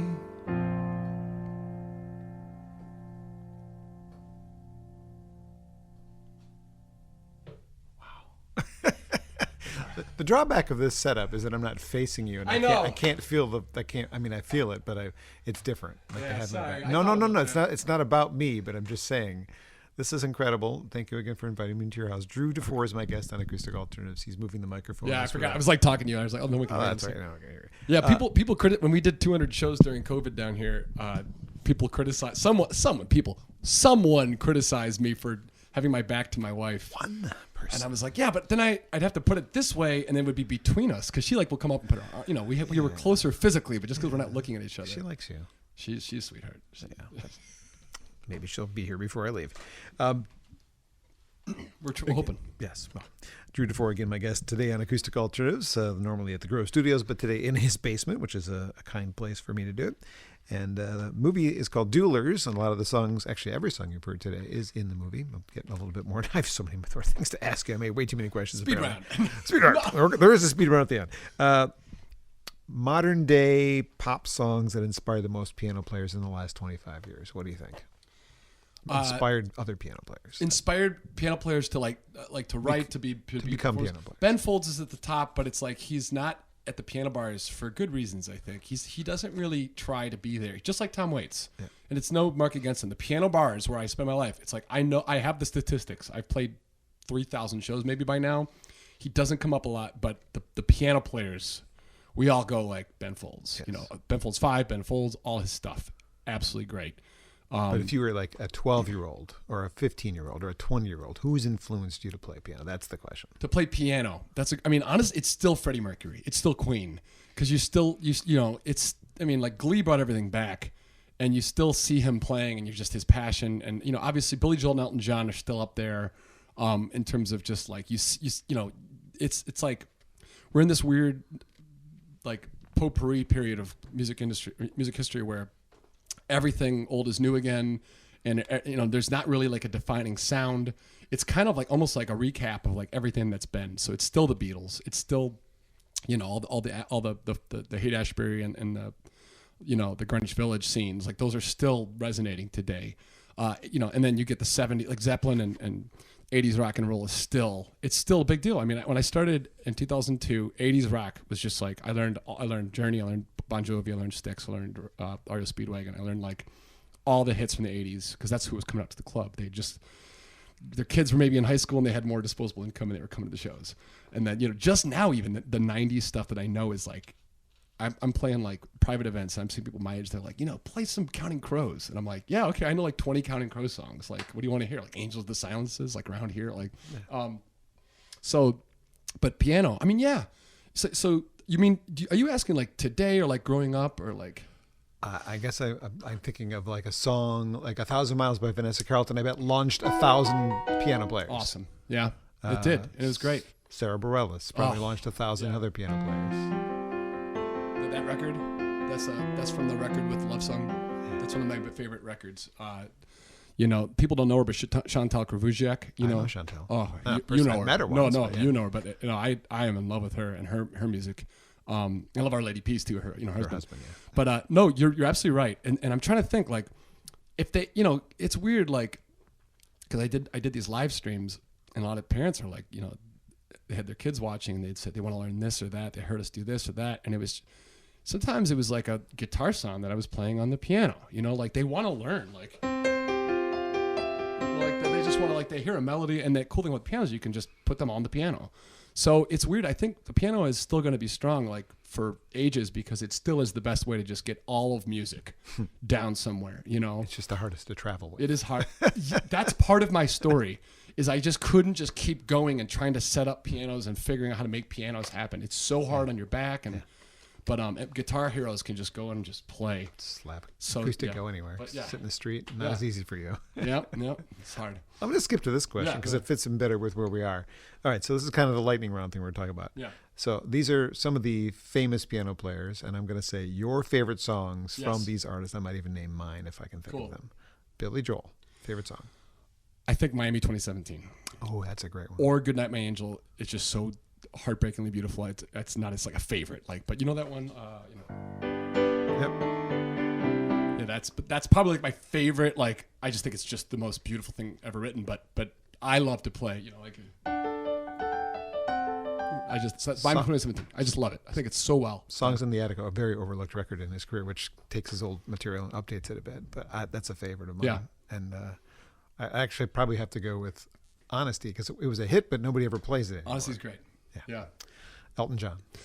Mona Lisa's Mad Hatters. Same. Yep. That's mine. It's the best. And I think I actually fell in love with it after I heard Indigo Girls cover it, which would not be on piano. Cool. So cool. I know. Did you fall in love with it from that moment in Almost Famous, or organically some other way? No, there was a promo only Indigo Girls CD when I was working in a record store.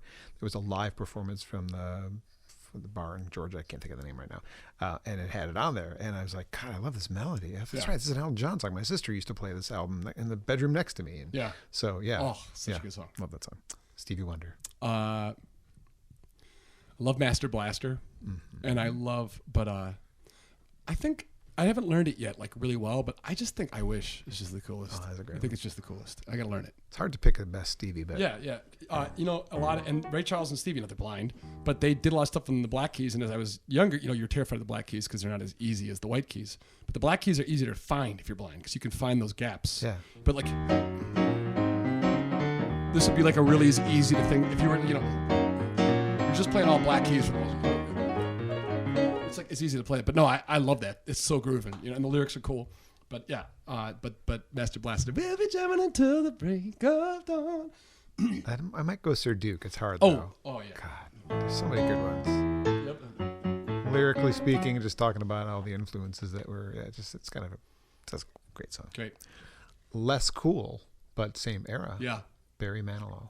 Now Barry Manilow, it's funny because I had a dad who liked Barry Manilow. My sister did. I do too because of her. I write the songs. He didn't write that song. He didn't write it? He didn't write that song. Okay, well that was the one I was going to say. But that's the only one I could really point to that I know as well enough to talk about. But he was such a huge, Elton and Billy were piano players, but he was too. Nobody ever really mentions him. He's huge. He was huge. Yeah, no, absolutely. But that was the only one, and I will find a Barry Manilow song he wrote that I can. Weekend in New England for me. That's my favorite. I'll have to look it up now. Joe Jackson. I have to learn.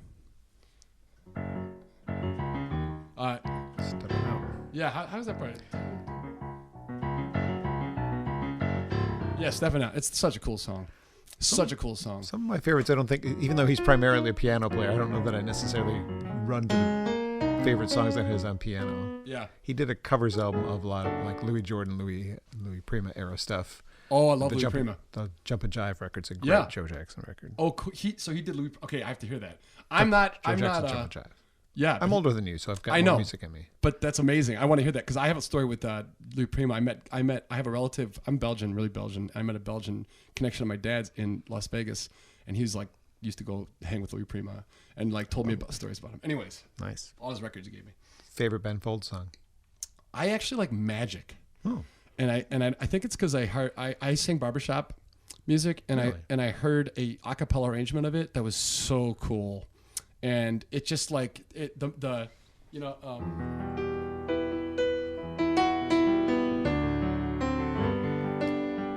they had these like, you know, like, it's just like, I can't play it for you now, but like there's an acapella arrangement where they really take the chords and just make it so beautiful. But like, you know. From the Reinhold Messner record? Yeah, from the last Ben Spy record. That's probably my favorite, but I break down in tears when I play Still Fighting It off of Back in the Suburbs. Yeah. I played it the other day, and like, if there's anybody, I played it at, I played Detroit Filling Station, upstairs, the North Star Lounge, with Phyllis, and who I've known a long time and love her.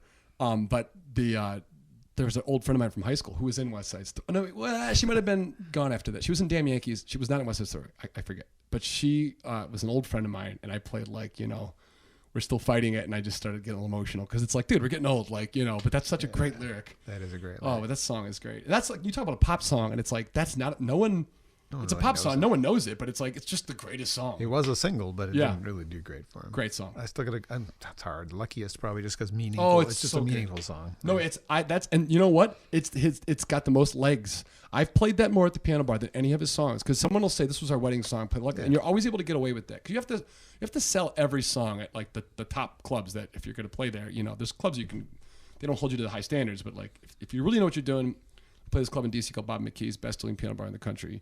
And it's like every song has to land. So if you're playing that like a Friday night at like 11 o'clock, it's got to be like you've been just crushing song after big song after big song. And now you're like, this is their wedding song. And you have to go like, they need to stand up and dance. And then everyone takes out their lighter cell phones. You play, you know. Make a big deal out of it. You make a big deal of it. And it's like, that's the slow song in the set. But it's like that people, they think it's a beautiful song. And it plays and it's like, I love it. So if all his repertoire, that might have the staying power at the clubs more than like Angry Dwarf or like, you know, or, you know, which is more fun than any other song, you know, absolutely. But okay. Yeah. Lots of swearing. Yes. Lesser known, but equally as good piano player, John McLaughlin. I don't know. Okay. You don't know. Yeah. Look him up. Industry. First album. He's been around a while. Gabe Dixon, another lesser known, but currently in the Tedeschi Trucks band, but has a bunch of his own solo stuff. I have his stuff. This is like I have really good music friends. And like if they're not the piano bar, like I was telling you, I'm not like looking into them, but I have Tedeschi Trucks and I have all these great artists that my friend dumped on my hard drive like years ago. My Irish manager, he used to interview people in Stirling, Scotland. He was like interviewing Damien Rice and like all the biggest like Irish acts at the time. And he was my manager for like 2 or 3 years. So he got me hooked on Tom Waits and all cool music. Yeah. And he gave me stuff like that and like Jason Isbell before the day, you know. Yeah. So yeah. Anyways, no, Gabe's solo stuff is quite good. Okay, cool. Ingrid Michaelson. Yeah. Yes. Her band used to crash here. Really? Yeah. Because we knew Hannah. And from back in the day, but Chris Kuffner mixed Kamikaze, the record that you heard of mine. Yeah. Nice. So her bass player Chris is awesome. We stayed at their place in Brooklyn back when Theo lived upstairs, and he's just a good friend. Let us crash when we were on tour. But no, that. My favorite song from Ingrid Michaelson is, and I don't know if I know the key. All we can do is keep breathing. All we can do is keep breathing. I can't play more than that. You know, that song, it's earlier, but like something about that connected with my wife, and then that connected with me.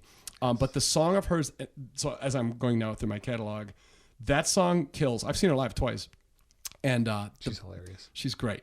She's absolutely great. She connects with people. The song that I liked the most, and it's like, this is again, like I haven't covered it, so I don't know the words, but what's the song where she's like, it's very acoustic, and it's like, it's like something, shoot, I'm going to kill the show here if I don't remember this, but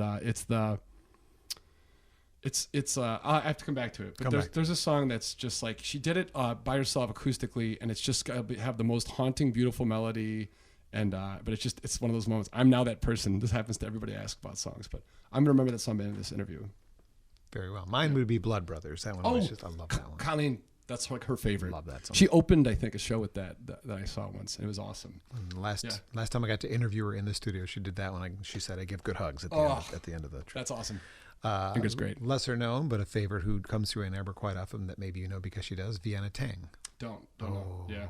Please, now you're going to have to send me stuff. Okay. Yeah. And just to be clear, I have no shame about not knowing people. Like my whole career, piano player is what you do. It isn't what you listen to necessarily. But this is my no, that's the thing. It's like it's actually popular music, and it's whatever comes up at the piano bar, and I'm like, oh, I have to know about this now. But if I call it like if it doesn't come up at the clubs, like I'm usually not as familiar unless I have some cool friend who has introduced me. Well, I mean, Justin McNichol he was an amazing DJ who just knew all the great music, and he was in my life for 3 or 4 years, and he really got me going on cool. He was a big influence too. Maybe I'm missing that right now. He's got a family in Sterling, and I was going forward into modern. Now we're going to way back. Okay, this will be better for me because I think that the ones that have stayed, I usually have some knowledge of. Vince Guaraldi. Yes. I mean, come on.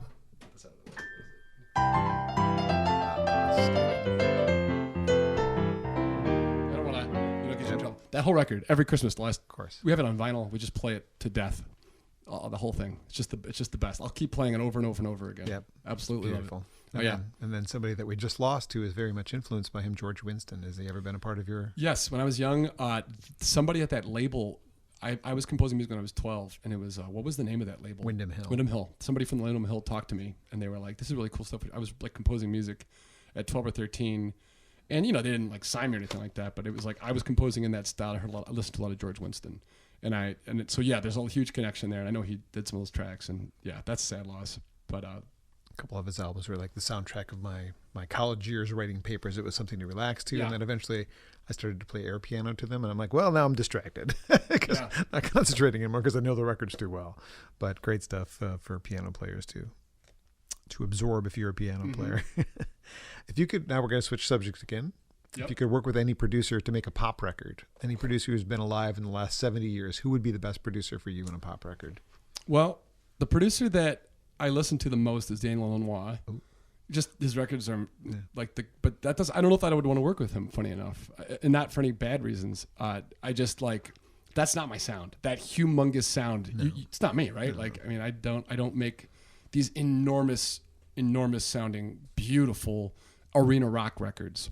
So it's like, I actually would love to make a record with Greg Dooley from the Afghan Wigs. Interesting. Because he's so flawed. Like his approach is like very flawed. Like he's trying to like some of his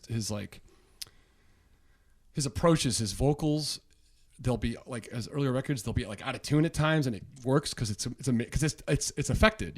It's effective because he sounds so affected. He sounds like he's in pain. He sounds like he's suffering. Like he's killing it. And there's so much going on their productions, but like it's like a cacophony, but it works. And I find myself failing to try to accomplish that. But Afghan Wigs and Twilight Singers and Greg Dooley's stuff is it's just so like. There's a lot of darkness to it, but there's a lot of optimism.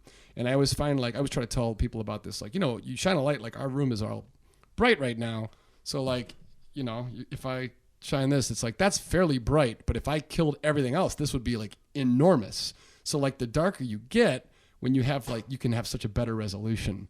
And you can, so when like Greg Dooley will have like that song after like all these dark, powerful, hurtful, painful songs. And then it'll just be this song that just opens it up. And it's just like that I gravitate towards that. So he's always being produced. He was produced by Daniel Lanois, one of his favorite records by him called 1965. But then like I think he's got enough of it now in terms. I mean, I know he does. Like he's been around. Like I'd love to like see what he pulls. He's the guy. Yeah. Like I want to be like, you're the guy.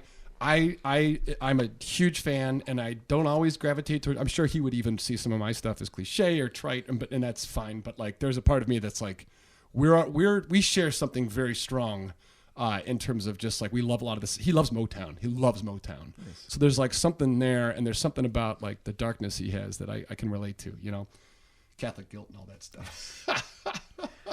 So that would be interesting. I would be interested to see what that sounds like. That would be amazing. All right. Yeah. So about 4 years ago, is that when the movie started filming in Pontiac? We filmed the film.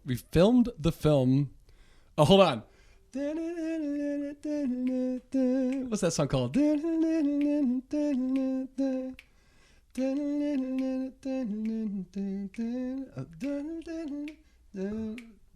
what I'm talking about? Ingrid Michaelson. Oh, it's like this has never happened to me. Okay, keep talking.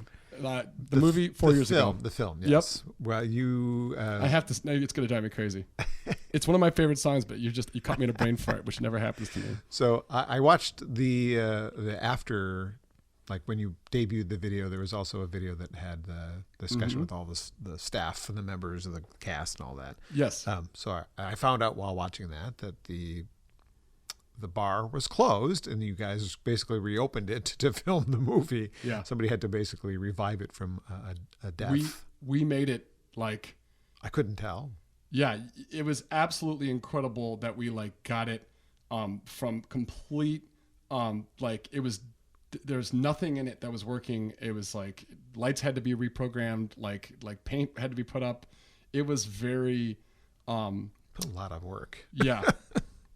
I'm not going to figure this out. Where did you end up finding the actors for the movie? I mean, all duelers, all dueling piano players from across the country. We auditioned them from like the people I knew and then the people I trusted that would like essentially recommend people who were like both actors, and it's hard to explain it, but like we were going to ask a lot of these actors. So like we didn't just go like who can play the piano the best or who could act the best. It was like who can handle like some serious like duress. Multi-instrumentalists. Yeah, and yeah. So you had to be able to do a lot, but I would say that like so we wanted like Skip to be like a guy who's had experience with drugs, not in real life, but like this is an actor that is like has to understand like the mentality of somebody who uses drugs and abuses drugs.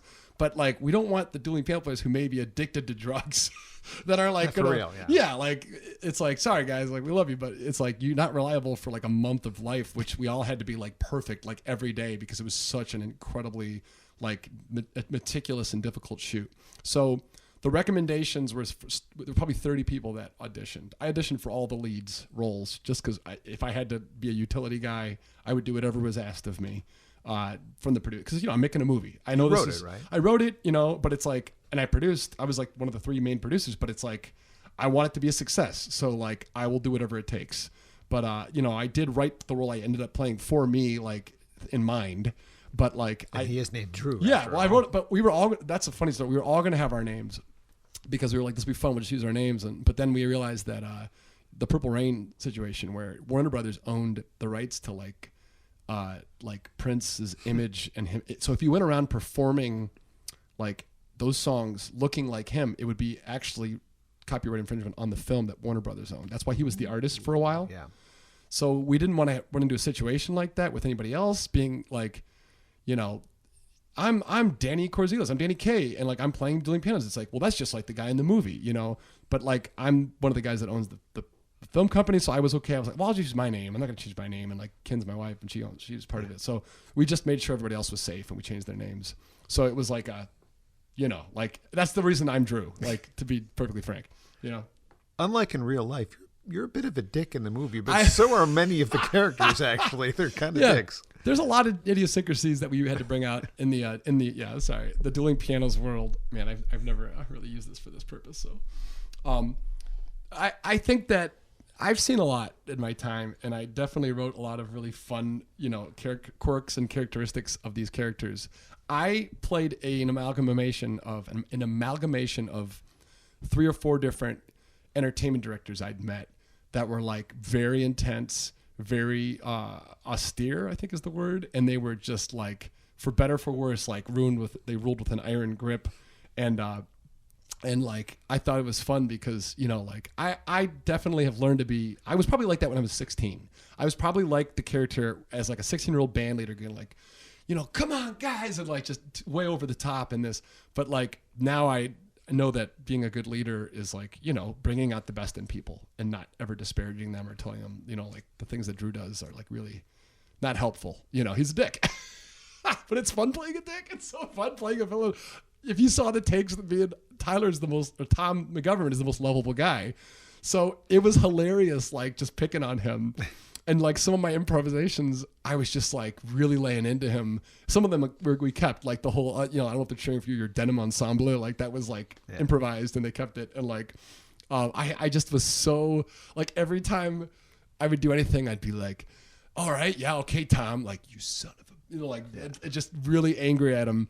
And but it's you can't be angry at someone who's so kind and lovely. So that's a fun experience. Playing a villain is you get to indulge, So it was fun. Considering, I don't know how many of them had acting experience with one person, an actress. Well, they all had acted. They all had no one had acted on screen except for the owner, Vince, like Steve, the owner of the club. He had been on screen on like some sitcoms, and he'd done commercials. So he had experienced screen acting, but I'd only done plays and theater stuff. I was like acting with like the guys from Star Kid at U of M when I was there for a couple plays. I did the residential college like short plays, and I like we were going to do Glenn Glary Gun Ross once, and it got canceled. And I was going to be in that, but I had mostly done stage acting, and so had Danny Corzilius, who played Skip. He was a stage actor in college. But Lisa Carlson does a lot of. She's doing a play right now in Chicago. She does a lot of stage acting in Chicago when she's not doing dueling pianos. She's fantastic. So, no, Shelby, I don't think had any real acting experience. I could be wrong about that, but no, everybody just kind of, we did like a crash course. Danny Mooney, our producer, just like sat us down and was like, we're going to talk about like how you don't need to go to the fourth or the back wall.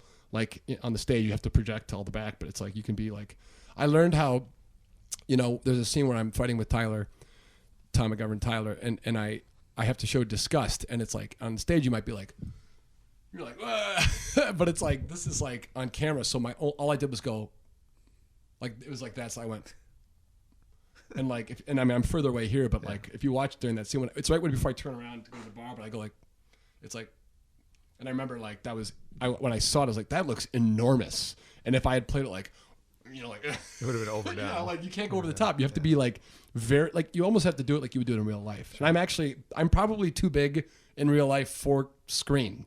Like this is 6'7", you said? Yeah, I'm 6'7", but I mean my features and the way I talk to people, because I'm always like a stage performer. So you have to tone it down for camera. I thought everyone did. Okay, we're not gonna pick a name. I'll say it when we're not recording. But I found that there was maybe one person in the film that wasn't really believable as an actor. Like I felt they might have been not the best. But I'll tell you after we're done recording, because I don't want to insult anybody. But it was me. Just so overall, I mean, considering with that like caveat that no one was really a film actor, it's a really well done movie. I was very very impressed with everything that came out of that. And you've been talking about it like sprinkling it in throughout the interview here, but I was going to ask if there's going to be a soundtrack available, but it sure sounds like there is, because you were working on it today. Oh yeah, I'm working on it. The guy that Steve Schultz mixed the film, and because the songs in the film are so condensed for like just the use, almost none of them play out. So he didn't, we didn't hire him to mix the soundtrack. He mixed the film, but you can't like have a half mixed song, and then the other half doesn't sound like anything, and it's like, it's just completely like devoid of like reverb and compression and all that stuff. Yeah. But some of them also were chopped up because we had to like go to all the dialogues, come back and this and that. So I've been putting together the soundtrack for months, and it's like really been a beast of burden, but I've been really enjoying it, and I think it's starting to sound like absolutely fantastic. Performances from the film. It's all, and they're like stretched. Almost all of them are like stretched out. Some of them we actually didn't have the whole songs. Like just a couple, but like no, it's like 21 songs, like double front album. To back. It's like a double album. I mean, it's huge. I'd buy that CD. That's what I'm asking. You can stream it. I think that's going to be out probably in the next. Give it by the end of the month. It should be out. CD. I'll get you the CD. I'll burn one for you. CD Babies, they stopped selling CDs. I know they did. I know, it's so intense. You can still get them somewhere. But yes, there will be a soundtrack, and we actually haven't put a ton of promoting into the film just because we have our merchandise is now getting like perfected and finalized and shipped out. They actually sold so much they like got kind of backed up. The Schrodinger Cats T-shirts are gone already. I mean, they aren't gone. They have to make them, and they got so many sold they had to. That's great. Yeah. And again, the film so far is only on YouTube, right? So this is a cool story. We got a distribution offer. We actually had a festival interested in us, but they kind of like, you learn all these things are like they're all self-serving. Like it's a business. They're trying to do right by themselves, and they want you to obviously offer your film. And like, we don't have any stars, but we have this cool concept, and there's a fan base around dueling pianos. But we formed this relationship with Bobby McKee's in the National Harbor, the best piano bar in the world, as far as, and I've seen. You've said it more than once. I will say it again. Bobby McKee's, best piano bar, dueling piano bar in the world. They offered us like a partnership where we would like, essentially we gave them a production credit that starts the film, which looks awesome. It actually gives you a lot of energy to start the film. So aesthetically it's cool, but then they're promoting the film all summer. They're getting all the players out to the club in August to do like 2 nights of dueling pianos and show the film. Great. They're getting a red carpet. They're going to go all out, and they're going to have like articles and press releases and all that stuff. So they're giving us value that no one could offer us. and we get to keep all of our rights. That's great. And yeah, but the deal was like they were like, but if it's behind a paywall, like how's anyone going to see it, and how are they going to get interested in the concert, you know? So we have a deal with an aggregator called Film Hub, which we're going to essentially go through the summer with YouTube so anyone can see it, and we're actually at a point now where we haven't really put a lot of juice behind it, but so far only like almost 5,000 people have seen it. People are tipping the filmmakers, which really helps us to recoup production costs. They're buying merchandise, and hopefully the soundtrack's a huge hit. And then like by the end of the summer, we're now going to be on like 100 platforms like Apple TV, Prime Video, Really? you know, Google Play. Like it'll be everywhere. It'll be everywhere that you can buy or rent movies. And then even that company can still like pitch it to Netflix if it does well. Like, but hey, they're getting good numbers. Would you like to do a deal? So there's still a huge possible future for this film. But we're still kind of like at the end of the summer, we're like, if it's still going well, we might not take it off YouTube. You know, like we might, because it's like in our minds, it's like we just want people to see the movie, you know. And if people are so like say 100, I talked to I actually emailed Dan Ariely, the economist, about this. I said, listen, we want people to see the movie. We want to make some of our money back though. So what does your study say about paywall versus like just give it away and ask for tips or merch sales?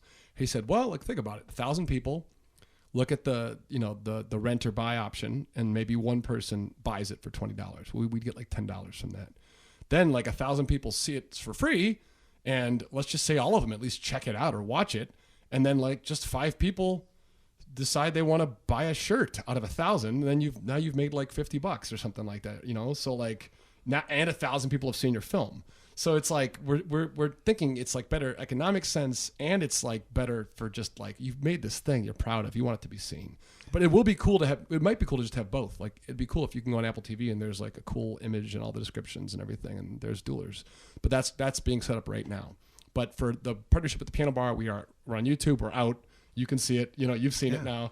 It's led to this. That's what we knew. We wanted to get it going and just get the juice behind it because it's fun, and everybody in the film like really proud of it. And you know, maybe if you can find a way to get piano bars across the country, not just your favorite one, but to have a screening of it before an 8 o'clock performance, like, you know, 6 o'clock. This has been brought up. Screening and then 8 o'clock performance. So somebody, not everybody, but like at least somebody from the film. I'm into that, but it's hard to convince people. But yeah. Okay, we're saying, we're almost there. Oh, this thing is. I guess it's because it's been down here so long. That's okay. Well, we should wind it up because we're gonna. Okay, cool. We're gonna lose it.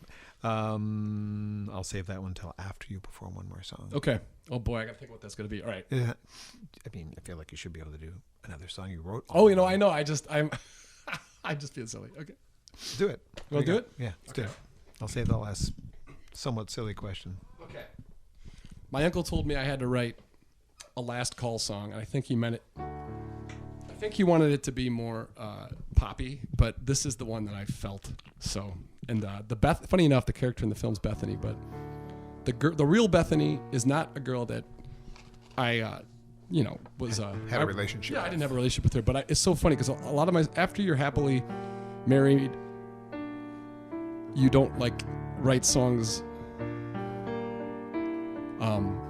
in a certain vein because you're not in that state of mind, so you write it for other people. So this was a longing that I felt from somebody else, and so I wrote this for him.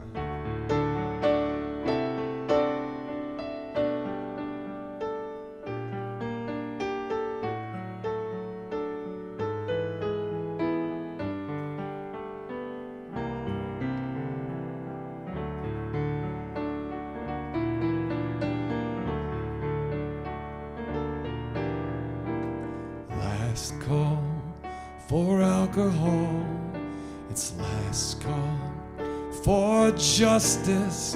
I gave up my heart for a pair of eyes. It's 1:45 and I'm blind, blind, blind.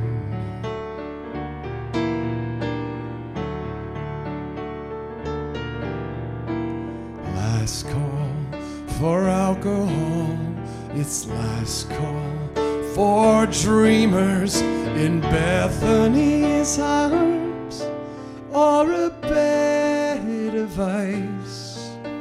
It's 1:45 and she dies, dies.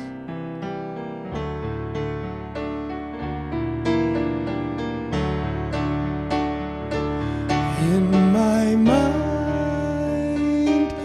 I'm the king of all time and all things.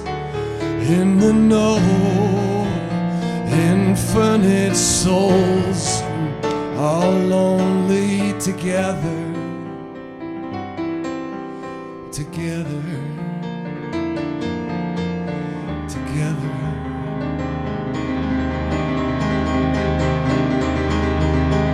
Last call for alcohol, it's last call for anything. I'm barely alive. What have I become? It's quarter to something and I'm done.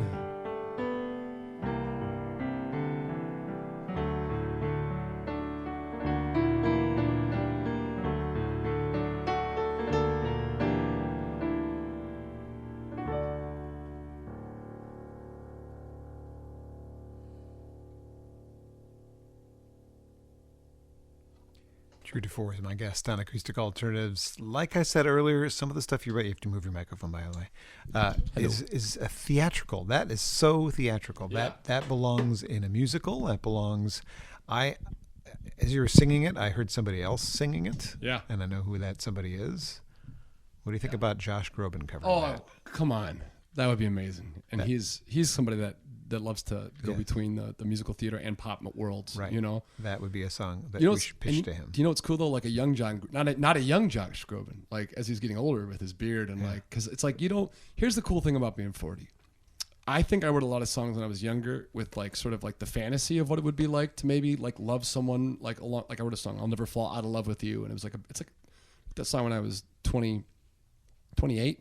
And it's like, I hadn't been married for like 30, 40 years. You know what I mean? Like I almost have no business writing that song, but you know, I can imagine the idea, but as I'm getting older now, there's songs I wrote that are heavier songs. And I think as a kid, no one really believes you, but then you're getting older and they're like, oh, I really believe that person. Like I've been that character, you know, I think we've all been that character, but whatever substance it is. But like the point is like, you have to kind of embrace where you are, you know, to be a good actor, to be anything. You can't, you know, you see the guy trying to be younger than he is, you know what I mean? Or somebody trying to be cool. And it's like, you're this age, you're this shape, and it's okay, you know?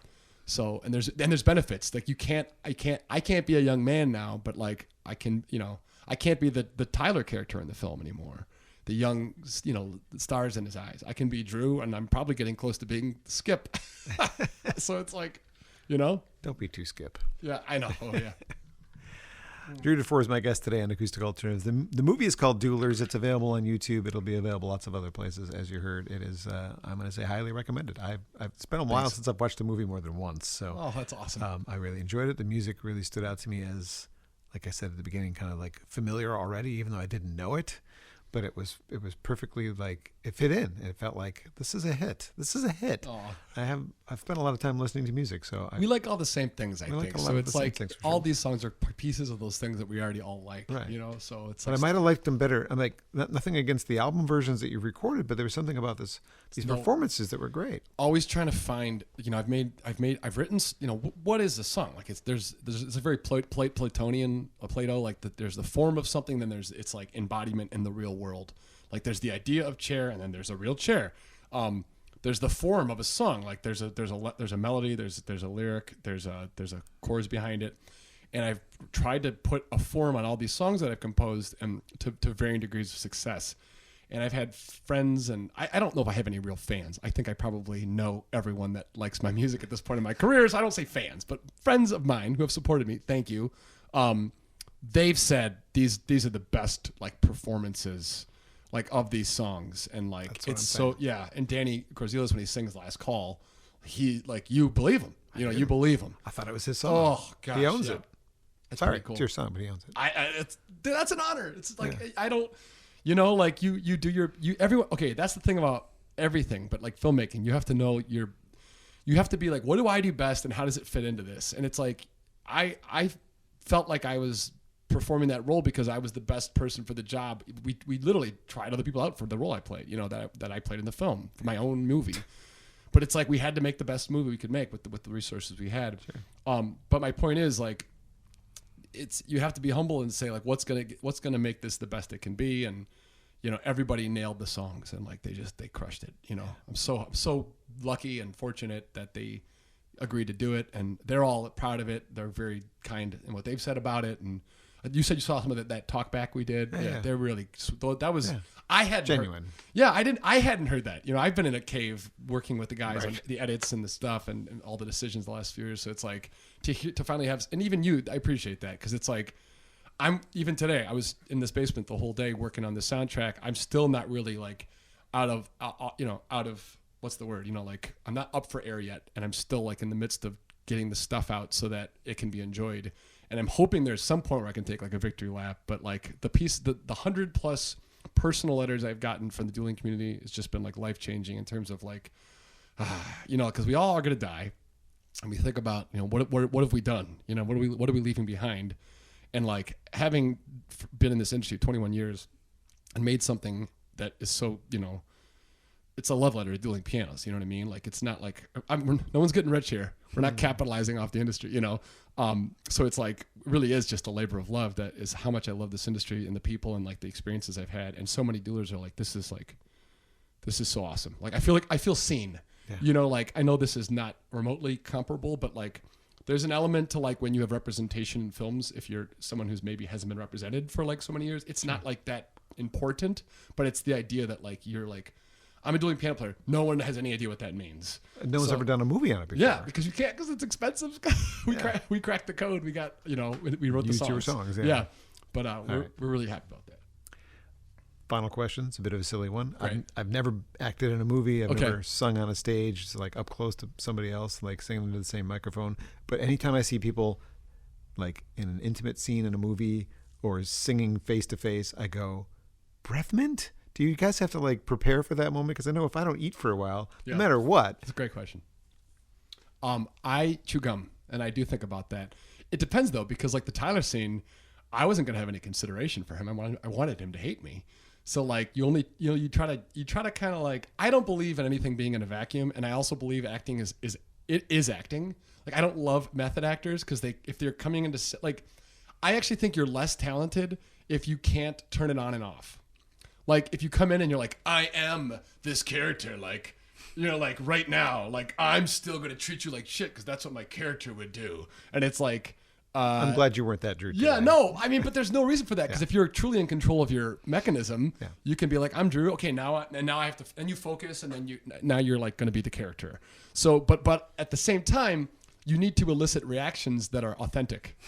Because bad breath, apparently. Bad breath. I mean, if you have bad breath, someone's gonna like. They're just like repulsed by you. Yeah, that's like part of it. So I think that whatever gets the job done, I would say if you want someone to like you, have nice fresh breath. So I would just put it all towards like, I'm very methodical and pragmatic. I have that Motown mentality. Let's all vote, like let's not try to be like, we think this is great, so we're going to put it forward no matter what. It's like, no, we want something that like will appeal to the whole world. And we have the whole world right here, 100 different kinds of people from different walks of life and different, statuses and jobs and incomes. And they're all going to vote. And we're going to figure out and that's like, it seems antithetical to art because it's voting. But it's like they made the best. They have more #1 hits in that crappy garage than Beatles, Elvis, and the Beach Boys combined. So, silly. I don't know what your metric is. I mean, I still love Tom Waits and, Afghan Wigs, but.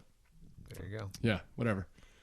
Thank you so much for your time. It was such a pleasure to talk to you about everything, not just the movie, but your career. And I hope that I'm right that this is going to do very well beyond just a handful of your friends seeing it and that'd be cool. A couple thousand people watching it online. Like it's not that easy to get attention for what you're doing. Correct. And we haven't, just to be clear, like we haven't gone at it that hard yet because we're still getting like all the things in place, like the soundtrack. Yeah. So I'm quite pleased with what we have right now, and I hope that it does well as well. But this is such an honor because this is the first one I've done for the whole thing, and we plan to do many more. But thank you. This is the first. And maybe we'll do it again in a few years, and it'll be a different kind of interview. If you can still talk to me. Oh, that will never happen, and you know it. I'm not that kind of person. Drew DeFore used to talk to me 2 years ago before he became a star. No, I'm just kidding. No one has ever said anything about anyone who ever came from Ypsilanti, Michigan. That's right. If you don't know what we're talking about, watch the movie. Yeah, and it's because I live here. By the way, I love Ypsilanti, but I thought I can't say that about anywhere else except for my town. Right. Because then if someone asked me, I'd be like, yeah, I love Ypsi, but like, if I'm It's a gonna, joke. Don't you I get can't it? trash like Ann Arbor because like, then Because people have said nice things about people from Ann and Arbor. there are a lot of famous people from there. Yeah. Anyways, Ypsilanti on the map if this movie gets seen. Where can people find out about you and or the movie? Okay, so just look up Dueler's Film. That's like that's the handle for everything. That's YouTube's Dueler's Film on Instagram. Google it. It's our website. And look up Dueler's Film on YouTube. You can see the film. There's gonna be behind the scenes footage. We're about to start releasing like a ton of shorts, behind the scenes, extended scenes, cut scenes. Like it's all just beginning. But like I said, as soon as I print this soundtrack and send it off, it's gonna be pretty exciting because I think the songs are like gonna be one of the more fun things. Like it's like the best record I've ever made while making a movie. Yeah. So it's like that's going to be so fun, and all of it's going to be out there. And your previous 7 records are available at drewdefour.com? Yeah, and they're on every and at every platform, like CD Baby. They actually stream it, but Spotify and iTunes, all those things. There you go. Yeah. Once again, not from Grove Studios today, but we'll return there for a future podcast. If you're new to my podcast because of Drew, there have been many others, guests from Glenn Phillips of Toad the Wet Sprocket to Brian Vanderhook of the Verve Pipe to some of the best of the Michigan music scene that are relatively unknowns but fabulous people. Somebody that maybe you don't know, Bob Mervack, another fellow piano player who invited me into his home, and we had a similarly lengthy discussion about his very interesting career and his appearance in a movie and all these. Like, there's a lot to explore if you're new to the podcast. That's what I'm saying. And I wouldn't be doing it without the help of Grove Studios. So thank you to them. They're in Ypsilanti as well. Not very far from where I work, not very far from where you live. And hope you've enjoyed today's discussion. We almost need to break this up into 2 parts. It's so long, but thanks for letting me be here, Drew. Thanks. Thank you so much, John.